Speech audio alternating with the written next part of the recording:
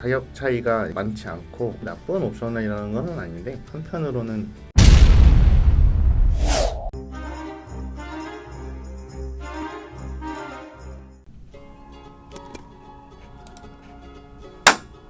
네, 안녕하세요. 차알머 리필인데요. 오늘은 어떤 차를 가져왔냐면 셀토스와 XM3를 가져왔어요. 소형 SUV는 진짜 활용할 수 있는 부분도 많고 실용적이기도 해서 인기가 진짜 좋거든요. 기아 자동차의 셀토스는 출시 당시에 차급을 뛰어넘는 크기와 상품성을 토대로 새로운 소형 SUV 시장에 활기를 불어일으킨 모델이에요. 실제로 셀토스가 출시를 했을 때 와, 이거는 스포티지보다 더 좋은 옵션들도 있어 라고 해서 되게 진짜 엄청나게 인기가 많았었고 지금도 인기가 많아요. 그리고 XM3는 르노 삼성에서 처음으로 선보인 쿠페형 SUV이고 출시 후 자사 판매량을 적극적으로 견인을 해서 내수 3위 브랜드의 영광을 되찾아준 엄청나게 고마운 자동차예요. 셀토스와 XM3는 20대에서 30대 사이의 남성뿐만이 아니라 여성 소비자들 사이에서도 엄청나게 치열한 경쟁을 펼치고 있는데요. 지난 5월 판매량을 보면은 셀토스는 5,604대, 르노 삼성 XM3는 5,008대로 대략 한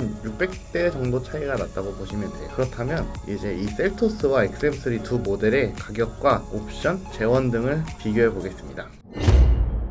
일단 두 모델 모두 가솔린 터보로 준비해봤고요. 이 두 차종 전부 다 완전 풀옵션으로 비교를 해볼게요. 일단 첫 번째로 XM3는 PCE 260 RE 시그니처 트림에 썬루프를 추가했고요. 블랙 가죽 시트 패키지 2를 적용했고 보스 사운드 시스템, 실내 자동 탈취 기능, 어댑티브 크루즈 컨트롤, 오토매틱 하이빔을 추가했어요. 이렇게 했더니 가격이 2,768만원이고요. 셀토스는 1.6 가솔린 터보 노블레스 트림이고 여기다가 전자식 사륜 시스템, 드라이브 와이즈, 하이 컴포트, 하이테크, 보스 프리미엄 사운드팩, 썬루프를 추가했어요. 이렇게 추가하니 가격은 3,044만원이에요. 이게 만약에 두 차종 다 이륜을 보신다고 하면은 여기서 전자식 사륜 시스템인 이 옵션을 빼면 되겠죠. 이제 간단하게 제원에 대해서 알아볼게요.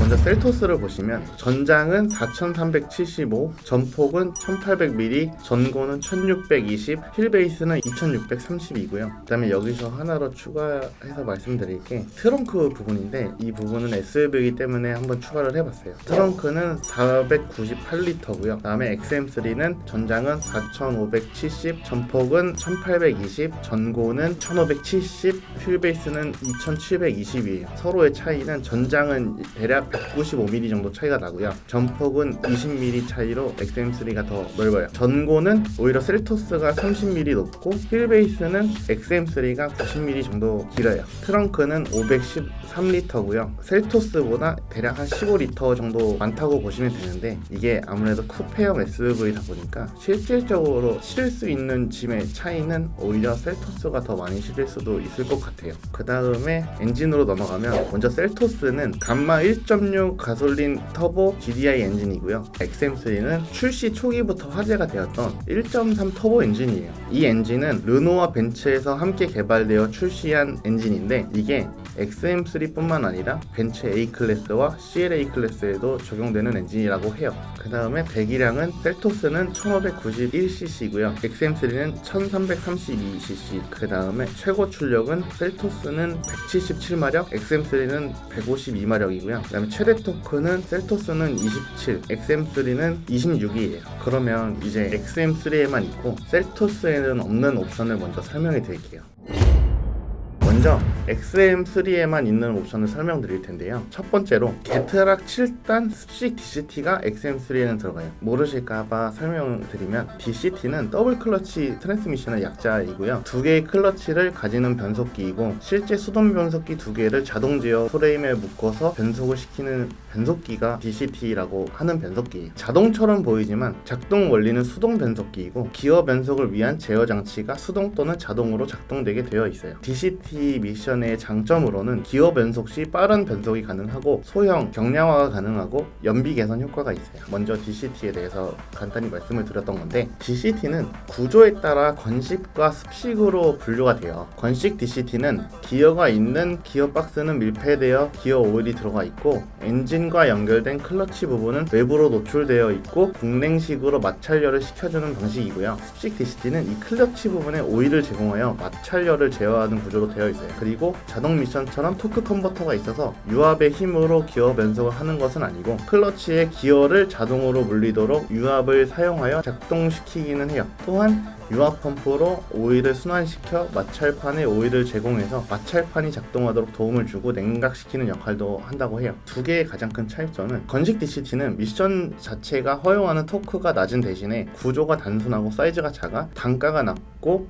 효율성이 뛰어나요. 그 다음에 습식 DCT는 토크 허용치가 높아 주로 고성능 차량에 들어가지만 건식 DCT에 비해 크고 무거운 단점이 있어요. 이제 다음 옵션으로 넘어가면 10.25인치 TFT LCD 클러스터가 달라요. 셀토스는 가운데에만 이제 LCD 화면이 7인치로 들어가거든요. 근데 XM3는 클러스터 전체가 LCD 화면으로 들어와요. 이 부분 때문에 아마 XM3를 선택하시는 분들도 되게 많다고 생각이 들어요. 그 다음에 원터치 세이프티 파워 윈도우. 이게 뭐냐면은 원터치로 창문을 열고 닫을 수 있게 하는 기능이에요. 이게 전 좌석이 된다는 얘기겠죠. 외제차 타시는 분들은 알겠지만 이게 별거 아닌 옵션인데도 현대자동차는 이 정도 급에 이렇게 전 좌석에 세이프티 파워 윈도우를 넣어주지 않더라고요. 그 다음으로 패드 시프트가 XM3는 들어가는데 패드 시프트가 뭐냐면 운전대에서 손을 떼지 않고 변속 제어가 가능하게 만든 장치예요. 때로는 더 스포티하게 운전을 할 수가 있겠죠. 그 다음에 다섯 번째로 컬러 가변형 앰비언트 라이트가 들어가요. 요즘 차의 상징이죠. 이 LCD 클러스터와 앰비언트 라이트. 그 다음에 여섯 번째 기능은 주차 조향 보조 시스템인데 이게 뭐냐면 주차장에 진입한 뒤 주차 라인을 따라 천천히 주행하면 센서가 공간을 찾아내 시스템 지시대로 차를 멈추면 핸들에서 손을 놓아도 차량이 알아서 핸들을 돌리며 주차해주는 기능이에요. 그 다음 차이점은 보스 9개 스피커가 들어가고 셀토스는 8개의 스피커거든요. 근데 브랜드는 둘 다 동일해요. 여덟 번째로는 이지 커넥트 9.3 내비게이션인데 이게 새로운 패밀리 룩 같아요. 약간 아이패드 같이 이렇게 화면 비율은 거의 4:3 정도를 이렇게 달아놨어요. 그리고 ISG 시스템이 들어가요. ISG 시스템은 엔진을 일시 정지시키고 출발 시에 자동으로 시동이 걸리도록 하는 기술로 CO2를 저감시키고 연비를 향상시켜주는 친환경 기술이에요. 이렇게 XM3에는 있고 셀토스에는 없는 기능을 알아봤는데 이제는 반대로 셀토스에는 있고 XM3에는 없는 옵션을 설명드릴게요.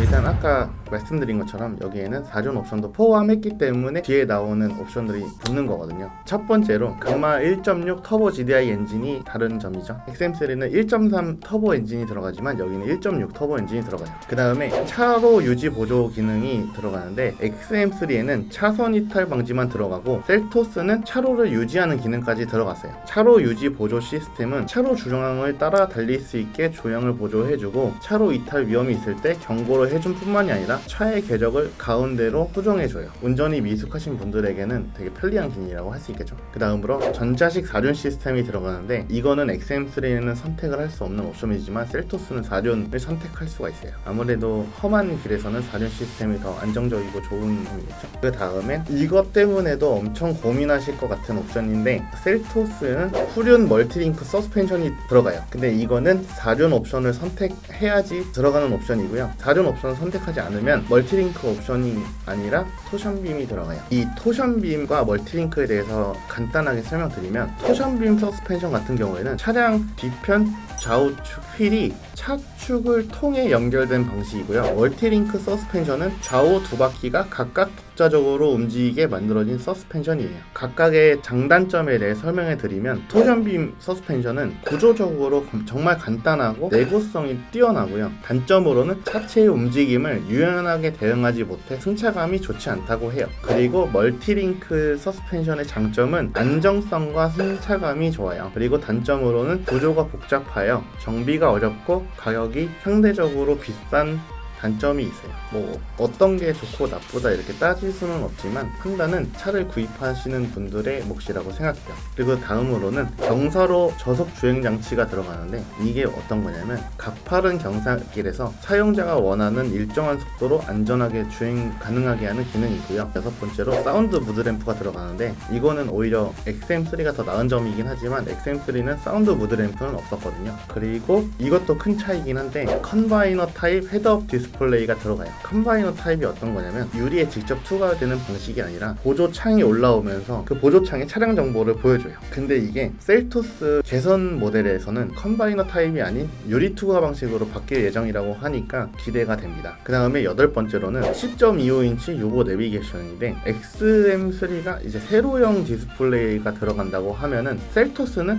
10.25인치 와이드 내비게이션이 들어가요. 그 다음에 주행 중 후방 영상 디스플레이가 다른 점인데 RVM이라고 하는데 자동차 후방 상황을 모니터를 통해 전해주는 시스템이에요. 이게 사이드미러나 룸미러로 확인이 불가능한 사각지대를 확인할 수 있어 진짜 큰 도움이 돼요. 상황에 따라선 차로 변경 시에도 활용할 수 있어요. 그 다음 옵션은 안전하차 보조가 들어가고 동승석 파워 시트가 들어가요. 그 다음에 2열 리클라이닝 시트가 들어가는데 다단계로 조절은 안 되지만 그래도 리클라이닝이 되어 편하다고 해요. 그 다음에 버튼 시동 스마트 키 시스템이 들어가는데 스마트 키로 차를 시동을 걸 수 있게 하는 그런 시스템이에요. 그 다음으로는 고속도로 주행 보조 시스템이 들어가는데 이 고속도로 주행 보조 시스템은 고속도로에서 차간거리 및 차로 유지를 통합 제어하며 내비게이션에 입력된 고속도로 정보를 이용해 상황에 맞게 주행 속도를 자동으로 변경하는 역할을 해요. 그 다음으로 내비게이션 기반 스마트 크루즈 컨트롤인데 스마트 크루즈 컨트롤 작동 중 고속도로, 도시 고속도로, 자동차 전용 도로 내 안전 구간 진입 시 또는 곡선 구간 진입 시에 감속 제어를 통해 주행 편의를 제공을 해요. 그 다음에 이제 블루투스 멀티 커넥션인데 이거는 동시에 2대까지 연결 가능하게 하는 기능이고요. 그 다음에 운전자 주의 경고, 휠 타이어가 다른데 셀토스는 245, 45, 18인치 휠 타이어가 들어가지만 XM3는 25, 55, 18인치가 들어가요. 같은 18인치인데 타이어 사이즈가 달라요. 운전석 8웨이 전동 시트가 들어가는데 XM3는 6웨이 전동 시트가 들어가서 약간 이것도 차이점이라고 할 수 있어요. 그 다음에 마지막으로는 루프렉이 들어가는데 셀토스는 아무래도 일반적인 SUV다 보니까 루프렉이 들어가지만 XM3는 쿠페형 SUV이기도 하고 디자인 때문인지 루프렉이 따로 안 달려 있더라고요. 이 루프렉이 뭐냐면 이것도 영어가 어려워서 그렇지 이 루프렉은 차량 위에 짐을 실을 수 있도록 돕는 장치예요. 네, 이렇게 비교를 해보니 대략 20가지 정도 차이가 나요. 만약에 저에게 야 너는 XM3 살 거야? 셀토스 살 거야? 이렇게 물어본다면 저는 셀토스를 산다고 얘기할 것 같아요. 이게 가격 차이가 대략 한 200만원 정도 차이가 나요. 근데 그 200만원 차이에 편의상 차이가 이게 무시할 수 없는 수준의 차이라고 생각해요. 전 개인적으로. 근데 또 개인적으로 쿠페형 SUV도 좋아하기 때문에 진짜 고민이 많이 될 것 같기도 하거든요. 아 그리고 셀토스가 조만간 개선 모델이 나온다고 하거든요. 그래서 그 개선 모델에는 몇몇 가지가 좀 바뀐다고 얘기를 들었어요. 그것도 비교해보면 재밌을 것 같네요. 여기에 이제 꼭 나는 SUV가 아니어도 좋다라고 생각하시는 분들은 아반떼가 더 좋은 선택이라고 할 수도 있겠죠. 저는 지금까지 차연본 EPD였고요. 구독, 좋아요, 알림 설정 부탁드릴게요. 마지막으로 두 차종의 차이점을 표로 설명을 드릴게요.